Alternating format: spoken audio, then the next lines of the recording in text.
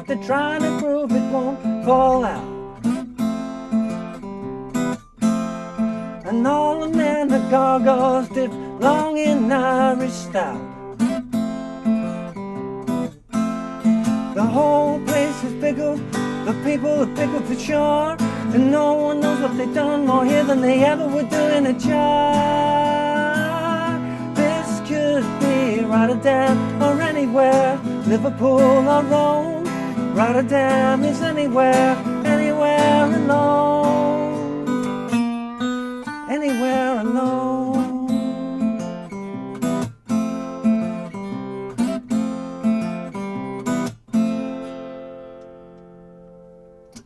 Hey, how you doing? Justin here today, struggling trying to sing Rotterdam by the Beautiful South.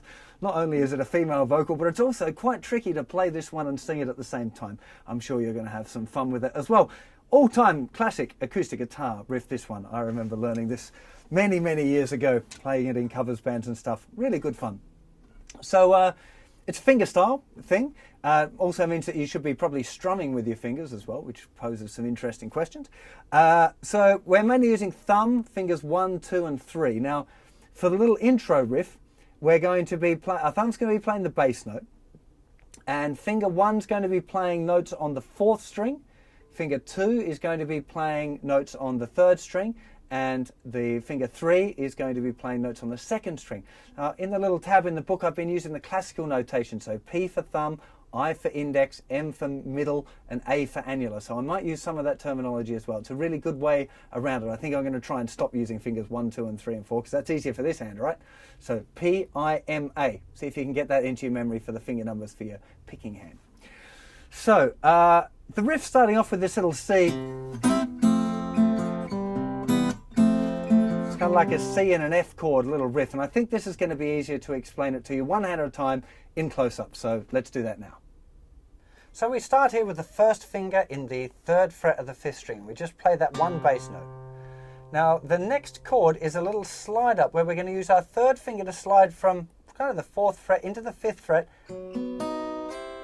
on the strings 2, 3 and 4.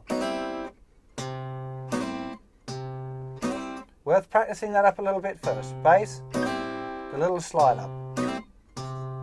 It's quite short because we're going to have to jump to another chord in a second, but...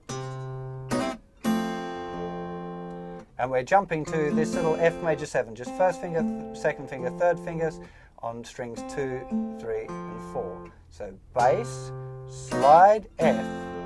Now at that point you can put the bass note there in on beat 3 if you want with your thumb. You don't have to. I like the sound of adding that bass note in there, but I don't think I'm hearing it on the record. So you can either put that in or leave it off. It's up to you. 1, 2 and 3 and 4 and. So now we've got our little F chord. We're going to pluck the 3rd string, 4th string, and then lift off our 2nd finger and play that open string.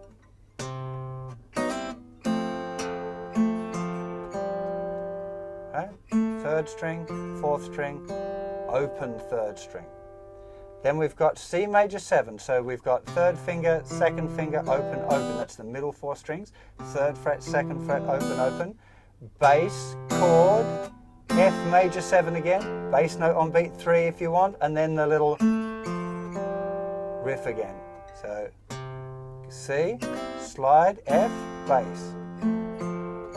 Little picky bit, C major 7, F, bass, little picky bit. 1, 2 and 3 and 4 and 1 and 2 and 3 and 4 and 1, 2 and 3 and 4 and 1 and 2 and 3 and 4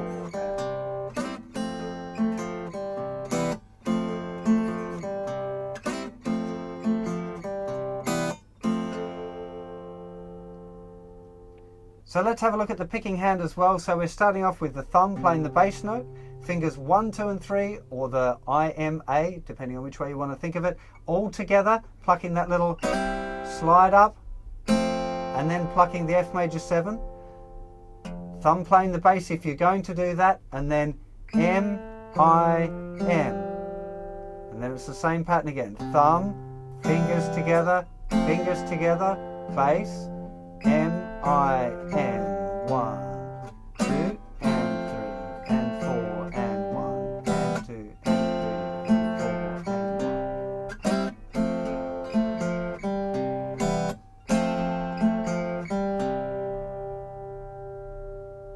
we're going to use that riff through all of the different verses, right? So make sure you practice that up lots. Now I should point out as well about the rhythm there. I'm kind of counting it like it's straight eighth notes. 1, 2, and 3, and 4, and... But it's not. It's got more of a swingy feel than that. It's just a lot easier to teach it and to learn it if you think of it as 1, 2, and 3, and 4, and... Because really, the proper feel of it, it's do, da, ba, ba, ba, ba, ba, ba. But it's got this kind of shuffle feeling going on. But trying to count that out, trying to count the rhythm of that out is just a complete nightmare, and it's just so not worth it. So I just thought I'd put that little disclaimer in before people start telling me that I don't know the differences in my time signatures. Anyway, moving right on to the bridge, we're starting off with a G7 or a G chord, whichever one you prefer really. So the whole place is pickled.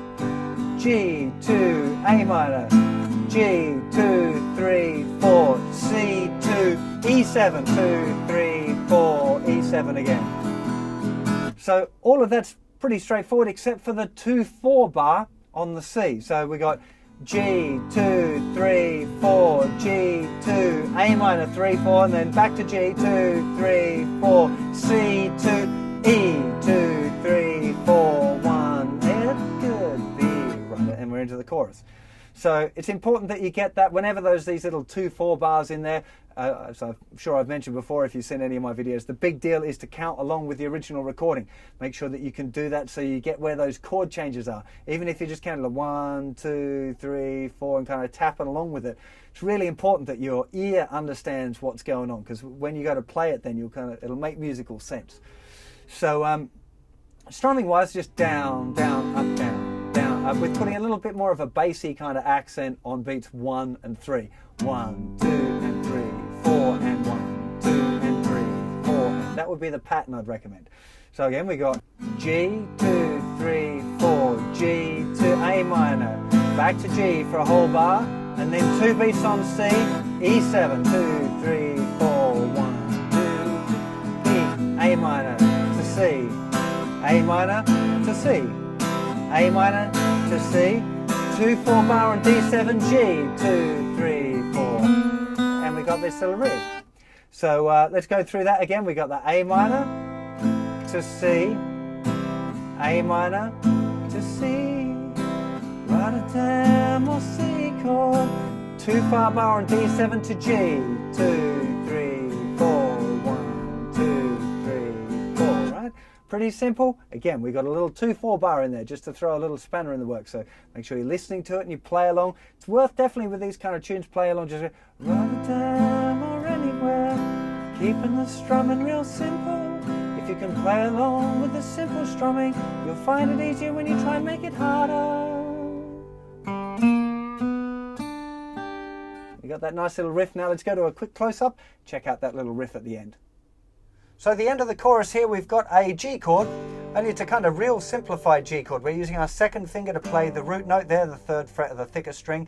It'll lean over and mute the 5th string, open 4, open 3, open 2nd strings. Then the thinner string is also muted by the underneath part of that 2nd finger that's playing the bass note. It's just muted, very simple kind of 1-finger G chord. And then we've got this little country little riff there, so which is open 3rd string, 3rd fret 3rd string with a little curl like a quarter tone bend. It's not really a proper bend, it's just a tweak. Open 2nd string, 3rd fret 2nd string, 3rd fret thinner string. 1, 2, 3, 4, and 1, and 2, and 3, and 4. Then back to the riff. So G, 2, 3, 4, and 1, and 2, and 3, and 4, riff. It's not hard. Doesn't really matter what fingers you pluck those notes with either. This is an all-time classic fun tune to play on the acoustic guitar, so grab out the original recording of this one and play along. It's a really good tester as well, making sure that you can remember your little 2-4 bars, getting your rhythm nice with that kind of nice little swing feel in there.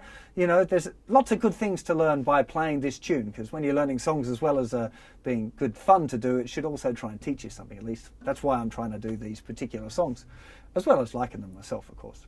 Have fun with that. I'll see you for another lesson or song very soon. Take care of yourselves. Bye-bye.